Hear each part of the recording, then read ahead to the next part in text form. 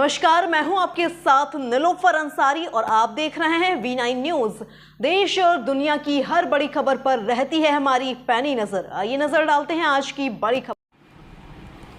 अयोध्या में भाजपा की हार को लेकर व्यापार अधिकार मंच के अध्यक्ष सुशील जायसवाल ने प्रेस वार्ता की। इस प्रेस वार्ता के दौरान सुशील जायसवाल ने कहा कि भाजपा प्रत्याशियों के मन में यह हमेशा रहता है, वोट मोदी और योगी को देते हो, मुझको वोट नहीं देते हो। आप मोदी और योगी से काम कराओ। जो लोग प्रत्याशियों को टिकट देते हैं उनको भी इस बात का गुमान रहता है कि जिसको टिकट देंगे वह जीत जाएगा, लेकिन इन सब चीजों से बचना चाहिए। जो काम कर रहे हैं, जो मेहनत कर रहे हैं, जो लोग दरी और चादर बिछाते हैं, जो लोग संघर्ष कर रहे हैं, उनको आगे बढ़ना चाहिए।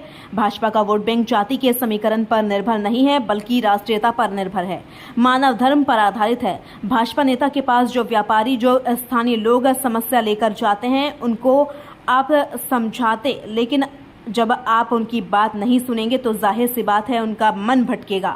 उन्होंने कहा व्यापारियों का मकान टूटा, दुकान टूटी, उनको उचित मुआवजा भी नहीं मिल रहा और उसके बाद सरकार के खिलाफ आंदोलन कर मुआवजा भी बढ़ाया गया। चुनाव के पूर्व व्यापारियों को नोटिस जाना, सर्वे करना, अयोध्या मेला क्षेत्र में व्यापारियों का उत्पीड़न करना, पटरी दुकानदारों का उत्पीड़न करना ठीक नहीं था। इसका खामियाजा भाजपा को भुगतना पड़ेगा। अयोध्या से ब्रजेश सैन की रिपोर्ट। और साथ ही जो कहीं पे चूक हुई होगी, जिस कारण जो है आज कुछ थोड़ी बहुत जो है संदेह की स्थिति पैदा हुई, जो 270 सीटों से ऊपर का 370 के ऊपर का जो लक्ष्य था, 400 पार का जो लक्ष्य था, उसमें जो थोड़ी बहुत गिरावट देखने को मिली, वो आने वाले समय में 450 प्लस करेंगे, ये हमें पूर्ण उम्मीद है। अभी चुनाव होना है, बाकी चीज़ें भी, नगर पालिका, नगर पंचायत, जिला पंचायत, सारे चुनाव होने हैं। तो जो इधर कमी हुई होगी वो आगे के समय में वो पूरा कर लिया जाएगा।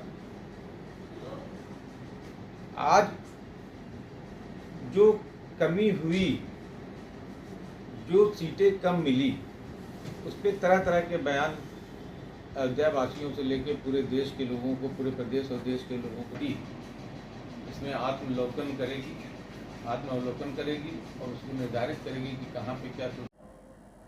केंद्र की सरकार आदरणीय नरेंद्र मोदी जी के नेतृत्व में पुनः बनने जा रही है। बहुमत की सरकार जो है बन रही है। इसके लिए भारतीय जनता पार्टी सहित देश के समस्त नागरिकों को ढेर सारी बधाई। आज प्रमुख मुद्दा था कि जिस तरीके से अयोध्या में हुई जो दिक्कत हुई या जो हार हुई, उसको जो जिस तरह से जो है विषय बनाया जा रहा है और जिस तरीके से जो है यहाँ के जो जीते हुए सांसद हैं समाजवादी पार्टी के, जो उनका कथन है कि यहाँ पे सर्वे के बाद, पहले मोदी जी आ रहे थे यहाँ पे लड़ने, उसके बाद सर्वे के बाद हारता देखकर वो बनारस भाग गए।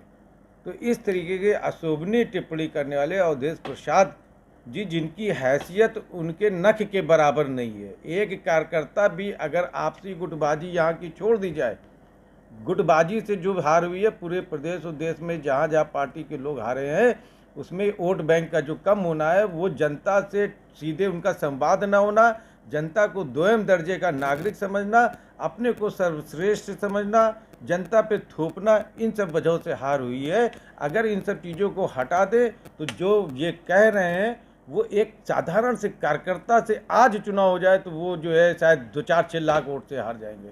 तो ये कह के और राम मंदिर का अपमान ना करें, जो बहुत से लोगों का कमेंट आ रहा है जो गलत तरीके का है, जो अशोभनीय है। जब कहीं पे कम सीटें निकलती थी पूरे देश में और प्रदेश में, तब भी अयोध्या यहाँ के विधायक को जिताकर भेजने का काम करती थी, भगवान राम के नाम पे, भगवान राम के स्थान के नाम पे। भव्य राम मंदिर बन गया है, तो ये सेल्फ अवलोकन की ज़रूरत है, स्वयं का अवलोकन की ज़रूरत है पार्टी का और यहाँ के नेतृत्वकर्ता को, कि वो सोचे कि जो इतना काम करने के बाद में, कानून व्यवस्था दुरुस्त होने के बाद में, योगी जी का शासन होने के बावजूद, मोदी जी का केंद्र में इतना प्रभावशाली जो है नेतृत्व होने के बावजूद, क्या वजह है, कौन सी वजह है जिसके कारण यहाँ पे ये हार हुई या प्रदेश में, देश में कम सीटें आई, उस पर आज यहाँ पे चर्चा कर रहे थे। और इसीलिए प्रेस भी थी कि अयोध्या के लोगों को दोषी न बनावे, व्यापारियों को दोषी न बनावे।